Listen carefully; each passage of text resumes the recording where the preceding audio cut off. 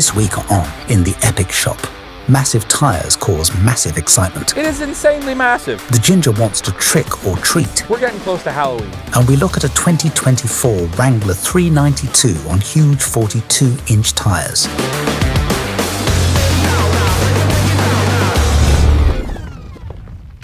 Good day, Internet. I might sound a little different today because I am down with the sickness. My wife gave me a cold because she's rude like that. So, we're getting close to Halloween. I know your parents told you growing up monsters aren't real, but they lied to you so you go to bed and leave them alone because as kids, really annoying. That's how it is. Monsters are real. The one part we forgot to tell you, they're too big to fit under your bed. And that's where we come to this.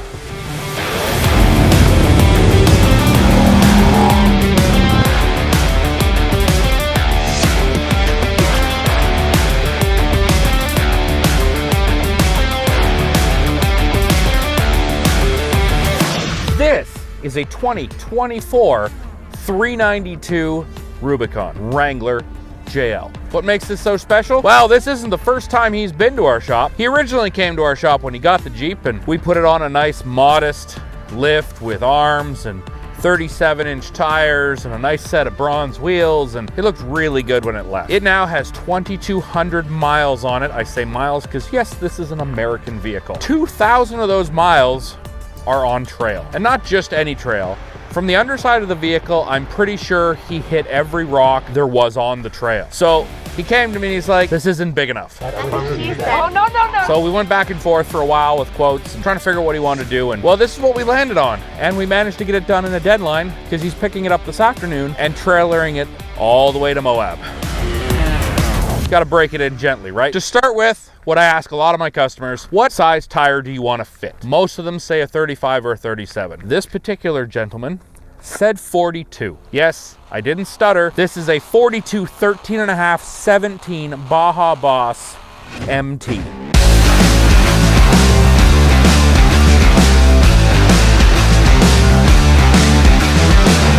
Insanely massive. It's surprisingly not as heavy as I expected. They weigh almost the same as Paul's little 37s he's got on his Jeep, but I managed to snag a full set of them had to order from 2 different places in the US because they're hard to come by, or they just came out, one or the other. But I have a full set of 5 on this rig. On here are Fuel's new, I can't remember the name off the top of my head, but these are a forged beadlock, really nice and shiny, which will be really nice because you won't really notice when he rubs all the rings on the rock, because the last wheels when he showed up, they weren't black anymore on the outside. But the reason I ask what tire size you want to run is because that kind of determines where we go with the build. You'll notice, quick glance, these aren't the factory axles. The axles he did have were really nice factory 44s with the new full float rear, but they weren't to handle 42s.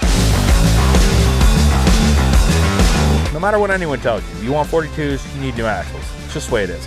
So these are Dynatrac XD60 front and rear axles with 538 gears in it, locking hubs, full float rear, skid plated, ram assist, hydro assist, and everything set up on these diffs. So these diffs are good to abuse. They came in a beautiful crate. Dynatrac did an amazing job packing it like a Christmas present. We have locking hubs.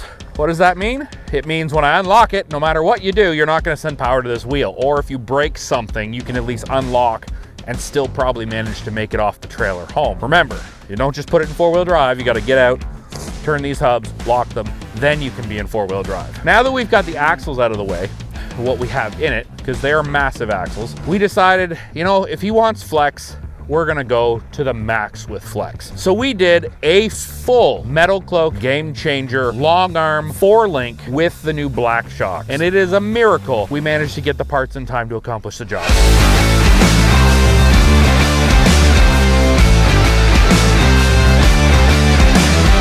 Metalcloak hooked us up, made sure we got our parts in time. So under here, we cut off all the brackets, and when I say we, I mean Mike, because I was in the office. Cut off all the brackets, put these giant long arms on. There is so much articulation with this thing, it is crazy. We've got the black shocks front and rear. There's like a 7/8 shaft on them. They are massive. We've got the sway bar disconnects, the premium ones, so they can abuse the crap out of. He's already got the electronics removed from the sway bar and put the manual knob. Next time he comes by, I'm gonna switch it over to the air because he's already got I already installed a compressor under the hood to handle the air lockers. So notice the fender looks a little different here. We had to gain as much clearance as we could for these 42-inch tires, so we did basically the fender chop kit, but we used Metalcloak's bracket and light here.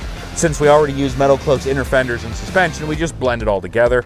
So now the fender is nice and solid. There's a lot more room to stuff this 42 up in. I will also be doing this on my two-door just to get as much articulation as I can with my little 37s. He needed it a lot more than I did. What we also added, PSC Hydro Assist to this kit. And what we did is we did the PSC electro-hydromatic motor. So we replaced out the pump with the electric one that they have that puts out a lot more pressure. We replaced the steering gearbox, and we added a PSC ram that was perfectly meant to go with this axle, and it's all skid plated for protection, so hopefully you won't break it. You hear that, Pat? Don't break it.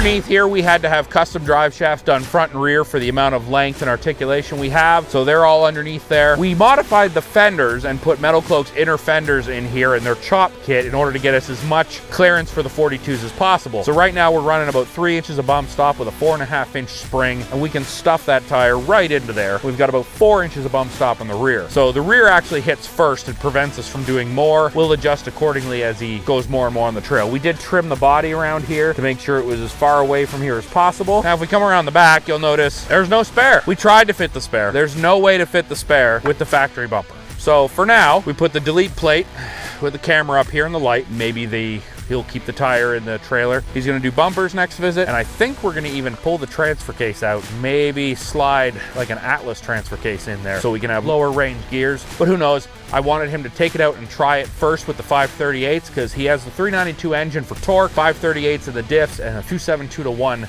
gear ratio in the transfer case. Because he mostly only uses this on the trail, that doesn't mean you have to be uncomfortable. So, we also did a Goose Gear setup. So now, he could be ultimately tailgating in the most epic locations you can find, and he doesn't have to be around other people.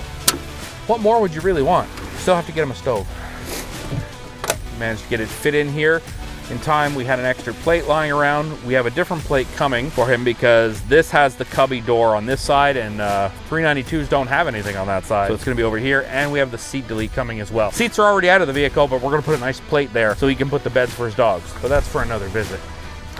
If you look up underneath here, you're going to see this beautiful Dynatrac XD60 in the black shocks, but what you don't see is that giant muffler. We got rid of that muffler, and now we have dual exhaust coming straight from the front of the motor back with Magnaflow's rock crawling kit. So the muffler and what looks like a muffler resonator combo on both pipes are way up stuffed underneath the passenger seat back there. And you are not going to hit the tips anymore. They're gone. Now obviously, bigger tires means you need something to help it stop. The Dynatrac axles come fully equipped with brakes front and rear that work phenomenally. Last but not least, he has the CROW Molle system from Epic that goes with the power top. Who knows what he'll end up mounting up there. Right now we have the 6-switch S-Pod system to run his lockers and rock lights, because we did fully outfit this with rigid white rock lights underneath. There's 8 of them under here. I'd turn them on, but it's so bright out today you wouldn't even notice.